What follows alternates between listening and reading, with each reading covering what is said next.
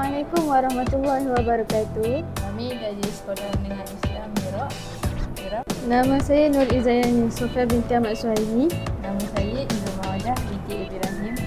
Hari ini kami akan membuat gubahan bunga bertemakan Hari Guru. So, dekat depan ni adalah bahan-bahan yang kami akan gunakan. Yang pertama dried flower, lepas tu bunga rose, kite, ribbon, teddy bear, cardboard, wrapping, sponge, gunting, cutter, lidi, permanent marker dengan hot glue gun. So, step pertama kita orang perlukan 2 sponge yang macam ni. Lepas tu nanti guna permanent marker and buat bentuk dia. So nanti bentuk dia akan macam ni. So nanti kita orang akan tinggal potong-potong kat sekeliling dia guna cutter. So nanti end up hasilnya akan jadi macam ni. Disebabkan kita orang guna 2 sponge, nanti tengah-tengah ni letak hot glue gun untuk tampaikan dia orang. Lepas tu kita orang akan menggunakan rose ni untuk letak dekat dalam, untuk cucuk dekat dalam sponge ni untuk bentuk dia. So cara-cara untuk buat bunga rose ni, kita orang menggunakan batang lidi yang panjang dengan rose yang tak ada batang. Cara untuk buat dia, korang kena ambil satu lidi panjang dengan bunga rose yang tak ada batang ni. Lepas tu korang letak hot glue gun dekat bawah bunga rose ni. Lepas tu korang cocok lah dia macam biasa. So kita orang cocok ni, seorang kata orang tak bagi dia punya lidi ribbon dengan ribbon hijau sebab kita orang cocok terus sampai bawah supaya boleh pegang lah untuk buat.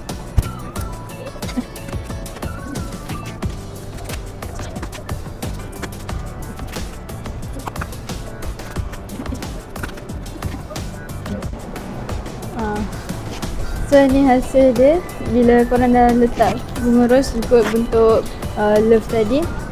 So sekarang kita orang nak letak bunga dried flower ni pula.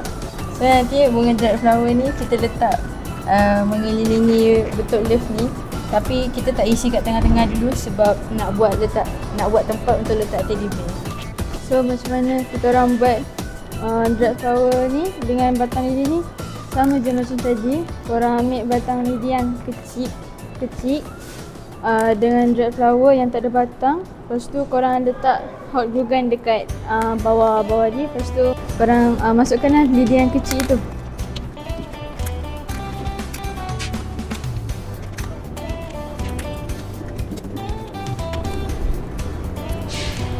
So ni hasil dia. Kalau lepas korang dah letak dried flower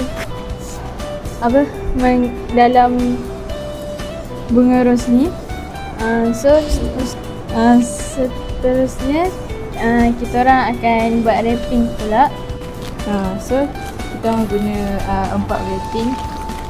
So cara nak buat dia, kita tumitkan je dekat tengah-tengah tu.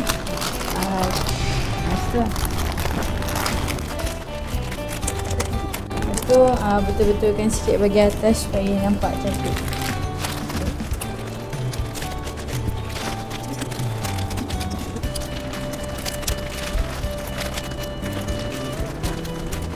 Kita orang buat wrapping ni, kita orang letak sedikit supaya dia jadi lagi kukuh lah.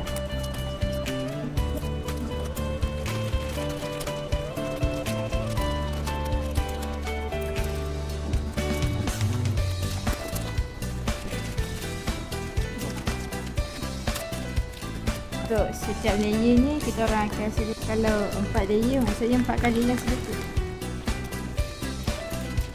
Okay, so sekarang kita nak letak ribbon pula. So saya nak ikat ribbon ni, pastikan tali dia sama, lepas tu baru boleh ikat untuk ribbon. Inilah hasil wrapping tadi yang kita orang buat. Terusnya kita orang akan letak teddy bear dekat tengah-tengah space yang kita orang kosongkan tadi. So saya nak buat teddy bear ni, ambil satu batang sederhana dengan satu teddy bear. Lepas tu tebuk belakang teddy bear ni, kasih ada ruang. Lepas tu boleh letak glue gun supaya teddy bear ni tak bergerak. Lepas tu kita letak teddy bear ni dekat tengah-tengah bunga. Ruangan kosong ni korang boleh penuhkan dia dengan dried flower yang lebih tadi.